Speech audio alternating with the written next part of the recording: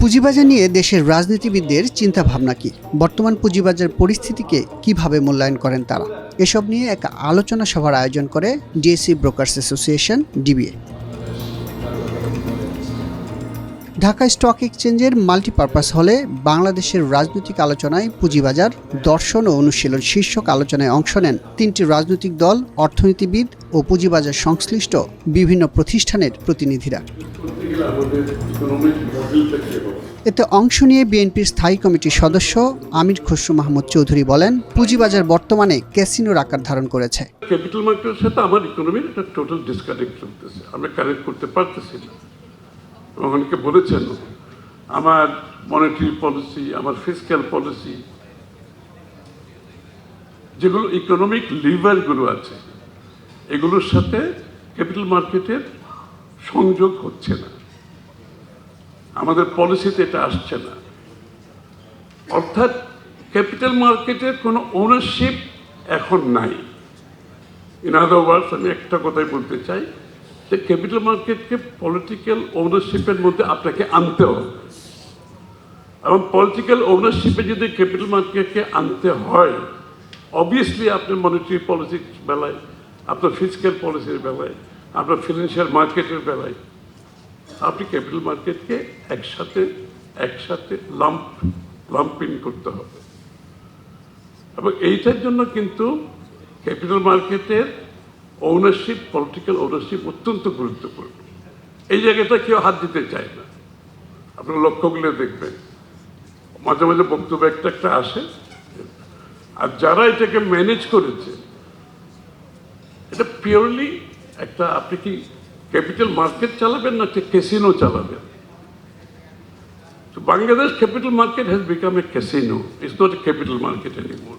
এ সময় পুঁজিবাজার নিয়ে বিএনপির ভবিষ্যৎ পরিকল্পনা জানানোর পাশাপাশি অতীত পর্যালোচনা করেন আমির খসরু। বাংলাদেশের ক্যাপিটাল মার্কেটে আপনি অনলাইন রিয়েল টাইম ট্রেডিং বলেন, আপনার সিডিবিএল এর কথা বলেন, এগুলো কিন্তু আমাদের উদ্যোগেই হয়েছে।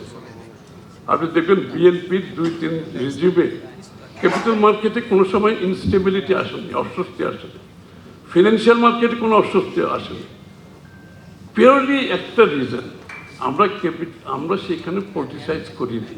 আপনি ক্যাপিটাল মার্কেট যদি আপনাকে এফিসিয়েন্টলি চালাতে হয়, প্রফেশনালি আপনি যে ডেলিগেটেড সেলফ রেগুলেটরি প্রসেসে আপনাকে যেতে হবে, আপনাকে ডেলিগেট করতে হবে। এসইসি ডে টু ডে বেসিসে স্টক মার্কেট রেগুলেট করতে পারবে না। It is the job of যারা চালাচ্ছে তাদেরকে সেলফ রেগুলেট করতে হবে। বাট ইয়েস, তাদেরকে ওভারসাইট কে করবে? সেলফ রেগুলেশন আমরা ঢাকা স্টক মার্কেটকে বললাম, সেটা স্টক মার্কেট বললাম, বাট এটারও তো একটা ওভারসাইটের ব্যাপার আছে। তো সুতরাং আমাদেরকে সকলকে প্রস্তুত হতে হবে। অনেক ফান্ড ম্যানেজার এখন অপারেট করতেছে, আমার পরিচিত অনেকে করতেছে, যারা বাংলাদেশে আসতে চায়। They are waiting for a free and fair election. New government election হওয়ার পরে they have the interest to come to Bangladesh. আমাদের সাথে যোগাযোগ করছে, কথা বলছে। অনেকে $10 বিলিয়ন ফান্ড ম্যানেজ করছে, অনেকে $20 বিলিয়ন ফান্ড ম্যানেজ করছে। তারপরে আমরা বাংলাদেশে ইনফ্রাস্ট্রাকচার ইনভেস্ট করতে চাই, ম্যানুফ্যাকচারিং ইনভেস্ট করতে চাই, সার্ভিস সেক্টরে ইনভেস্ট করতে চাই। এদিকে জামাতে ইসলাম ও এনসিপির প্রতিনিধিরা পুঁজিবাজার নিয়ে নিজেদের অবস্থান তুলে ধরেন। অ্যাকচুয়ালি পুঁজিবাজার দেশের একটি অর্থনৈতিক উন্নয়নের শুধু গুরুত্বপূর্ণ উপাদান, এবং ইসলাম যেহেতু একটি পরিপূর্ণ জীবন বিধান, সুতরাং ইসলাম এটাকে কখনো ইগনোর করে না, ইগনোর করার কোনো সুযোগ নাই। তাহলে কীভাবে পুঁজিবাজার ডেভেলপমেন্টটা আসবে, ইসলাম কি বলে আমি সেটাই বলছি। 1 নম্বর বলে ইসলামে আর্থিক ন্যায় ও স্বচ্ছতার গুরুত্ব। কোরআনে সুদকে হারাম করেছে, হারাম রিবা ওয়াহলাল বাই, সুদকে নিষেধ করেছেন, হারাম করেছেন, ব্যবসাকে হালাল করেছেন, এবং সেটা হবে ন্যায়ভিত্তিক, ঝুঁকি উভয়ের ঝুঁকি থাকবে, এর ঝুঁকিবিহীন নয়, উভয়েরই ঝুঁকি থাকবে।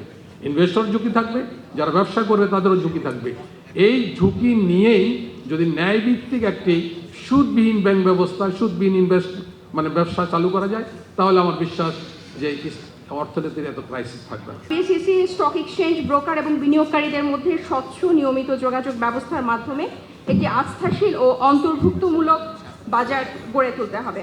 ডিভিডেন্ড ইনকামে দ্বৈত কর পরিহার করা এবং ক্যাপিটাল গেইন ট্যাক্স যৌক্তিক পর্যায়ে আনা, মিউচুয়াল ফান্ডে পেশাদার ব্যবস্থাপনা বাধ্যতামূলক করা এবং যেসব ফান্ডে অর্থের অপব্যবহার হয়েছে সেগুলোর ব্যবস্থাপনায় পরিবর্তন আনা, একই সাথে মিউচুয়াল ফান্ডে প্রাপ্ত ডিভিডেন্ড কর রেয়াত দিতে হবে। তালিকাভুক্ত ও অতালিকাভুক্ত কোম্পানির যে কর হারে আরও বেশি ডিফারেন্স আনা, যাতে আরও কোম্পানি পুঁজিবাজারে তালিকাভুক্ত হতে আগ্রহী হয়।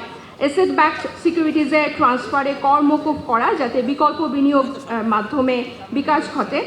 বাংলাদেশের পুঁজিবাজারের সমস্যা নিয়ে কথা বলেন অর্থনীতিবিদরা। কিনোট প্রেজেন্টেশনে দেবপ্রিয় ভট্টাচার্য বলেন, পুঁজিবাজার নিয়ে একটি পূর্ণাঙ্গ প্যাকেজ দরকার। আর অর্থনীতিবিদ মাসরুর রিয়াজ বলেন, 3টি কারণে পুঁজিবাজার দাঁড়াতে পারছে না। প্রধান উপদেষ্টার সাথে আপনারা জানেন যে একটা মিটিং হয়েছে, সেই মিটিংয়ে হয়তো আপনারা উপস্থিত ছিলেন না, কিন্তু সেই মিটিংয়ের পরে 5টা পদক্ষেপের কথা বলা হয়েছে। আমার কাছে দেখে খুব একটু আশ্চর্য লেগেছে। ওই 5টা পদক্ষেপের ভিতরে অন্তত 4টাও হতে পারে যদি ঠিক মতো দেখেন, সবই সরকারের করণীয়। আমি কিছুদিন আগে একজনকে জিজ্ঞেস করেছিলাম, গত সপ্তাহে সিকিউরিটি অ্যান্ড এক্সচেঞ্জ কমিশনের একজনকে, এই যে প্রধান উপদেষ্টা বললেন 2 সপ্তাহ তো হতে চলল, আপনারা কি করেছেন? ব্ল্যাঙ্ক লুক, পরিষ্কার চোখে। কারণ সিদ্ধান্ত হয়, কিন্তু সিদ্ধান্ত তো কার্যকর হয় না, এবং সিদ্ধান্ত যে আমরা নেই সেটাও কি সকলের সাথে আলোচনা করে যৌক্তিকভাবে নেওয়া হয়? সেটাও তো হয় না। এটা তো আরেক সমস্যা। এখন যে অচলাবস্থার সৃষ্টি হয়েছে, এটা কোনোভাবেই উপকারী হচ্ছে না। এই অচলাবস্থা থেকে বেরোতে হবে। এই অচলাবস্থা আলোচনা ব্যতিরেকে বেরোনোর কোনো পথ আছে বলে আমি মনে করি না। বাংলাদেশের পুঁজিবাজার ঘুরে দাঁড়ানো বাংলাদেশের উচ্চতর মধ্যমায়ের দেশের জন্য একটা অন্যতম বড় হাতিয়ার হিসেবে আসতে হবে। এলডিসি থেকে বেরোচ্ছি, এই পুঁজিবাজারের ভূমিকা আরও বাড়বে এবং এটাকে আমাদের যথেষ্ট ব্যবস্থা করতে হবে। আমরা যেই বলি যে সাস্টেনেবল ডেভেলপমেন্ট গোলস, সেখানেও যারা পিছিয়ে পড়া মানুষগুলোকে পুঁজিবাজারের অংশ হিসেবে কিভাবে সুবিধা দিব সেটাকেও ভাবতে হবে। এই বড় ভাবনাটা যখন চলছে, তখন ছোট সমস্যাকে আমাদের ভুলে গেলে হবে না।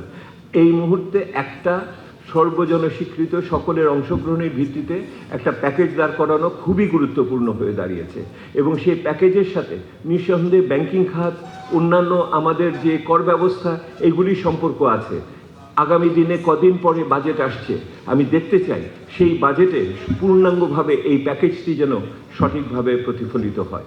বাংলাদেশের ব্যাংক মালিকরা, ব্যাংকিং সেক্টরের স্টেক হোল্ডার্স, তারা অনেক বেশি ইনফ্লুয়েন্স পুল করতে পেরেছে হিস্টোরিক্যালি। সেই 80-র দশকের শুরুর থেকে, যখন থেকে আমরা প্রাইভেটাইজেশন অথবা আমরা ইকোনমিক রেগুলেশন থেকে প্রুডেন্সিয়াল রেগুলেশনে গেলাম, ব্যাংকিং সেক্টর এবং পলিটিক্সের যে নেক্সাস, সেই কারণে ফাইন্যান্সিয়াল মার্কেটসের মধ্যে ব্যাংকিং মার্কেট অনেক বেশি ইনফ্লুয়েন্স পুল করে ওভারঅল পলিসিগুলো তাদের দিকে ডমিনেন্ট বা স্কিউড করে রেখেছে, ফেভারেবল। সেই কারণে আমরা ক্যাপিটাল মার্কেটের যে ডেভেলপমেন্ট, সেই জায়গায় যেতে পারিনি। আপনি দেখেন কিন্তু এটা কতটা ডেঞ্জারাস। আমি কেন বলছি এটা failure, political economy of financial markets failure. এটার জন্য আমাদের একটা আনসাস্টেইনেবল এবং খুবই অ্যাডভার্স স্ট্রাকচার তৈরি হয়েছে, কাঠামো ফাইন্যান্সিয়াল মার্কেটসে। Banking sector 90% of financial assets, number 1 নাম। কিন্তু এটা এমন একটা মানে পৃথিবী জুড়ে এটা এমন একটা সেক্টর যেটা আসলে লং টার্ম ফাইন্যান্স বা মধ্যম মেয়াদী ফাইন্যান্সও খুব বেশি করার কথা না।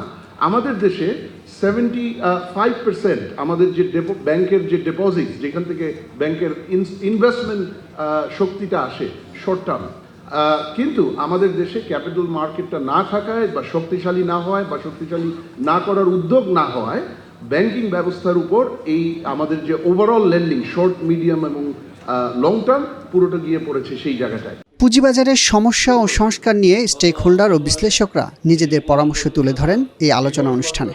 আমাদেরকে এমন সব কোম্পানি নিয়ে আসতে হবে যারা আসলে তাদের নিজের স্বার্থেরই কম চায়, স্বার্থকে কাজে লাগাতে হবে। তাকে আপনি রেগুলেটরের মাধ্যমে, চাপের মাধ্যমে, থ্রেটের মাধ্যমে, পানিশমেন্টের মাধ্যমে তাকে রিফর্ম করাতে পারবেন না, হবে না। তার স্বার্থ ব্যবহার করতে হবে।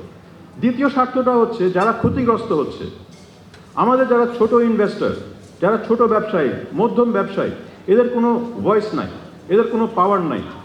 আমাদের এই সংগঠনগুলোকে ডেভেলপ করতে হবে। যারা স্টক মার্কেটে ইনভেস্ট করে, যখন ক্ষতি হয় তারা যাতে রাস্তায় নেমে চাপ দিয়ে ওই যারা ক্ষতি করেছে তাদেরকে পানিশমেন্ট দেওয়ানো যায়।